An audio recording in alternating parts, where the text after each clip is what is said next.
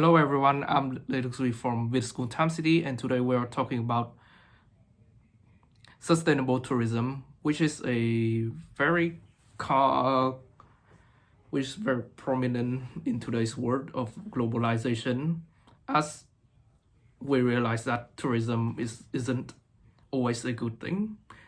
So the problem with tourism today is that it is very highly unsupervised in many nations, especially developing ones, where, as you can see, because tourism is not regulated, there are many problems relating to the natural habitat of the area, especially countries with very beautiful natural sceneries. But after tourism got to them, the nature got affected. Like, as you may have seen, like those pictures in many tourist beaches, like even in Vietnam, sometimes they are laid with trash. Yeah, plastic bags, all sorts of things.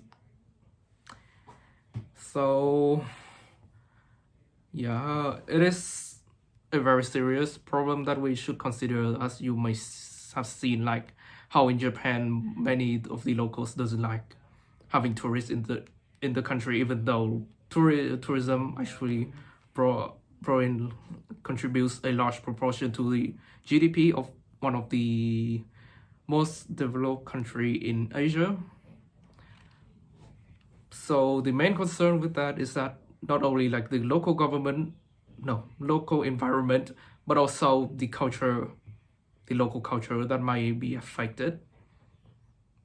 And of course, it's also the urban environment, because as you may have seen, like for example in Thailand, which is one of the many attractive tourist destinations in Asia, it is pretty common to see trash bags all around the street. Yeah, a problem not only for the scenery, but it is also affecting the lives of the well-being of local communities.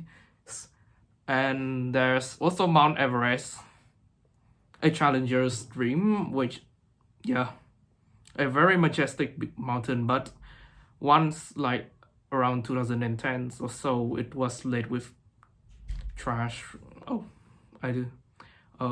Trash from mountaineers, which affect not only the scenery but also the animals, and overall it just looks very dirty. So the Nepalese government decided to make sure that every mountaineers pay a deposit, and they have to bring around 30 kilograms of traveler's waste down the mountain, or else they will lose their $4,000 deposit. This may have worked for a short time, but the local government just found out that if they just spend money on building beer bins from stones and other natural materials, which, as you may know, stone is very durable, they have kind of solved the core problem. So yeah, it is probably like a local ingenuity. And another example that I want to talk about is Singapore, on how they managed to have basically a tourist paradise in only like around 740 kilometer square of landmass, basically a small city. Actually, it came to not only like Singapore was a very developed country, they have one of the smartest people on earth, but also the practicality and application of technology. They have smart bins used for recycling waste, but also smart grids to utilize electrical energy. That's why they can still have the Singaporean Zoo, Changi Airport, probably best airport in the world, 6-star hotels, while only having a landmass of a small city. So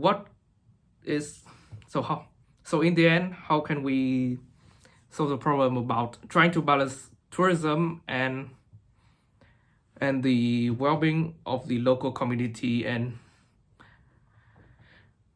nature. So we need to apply technology, but also local ingenuity and cooperation. That's all I had to say. Thank you for listening.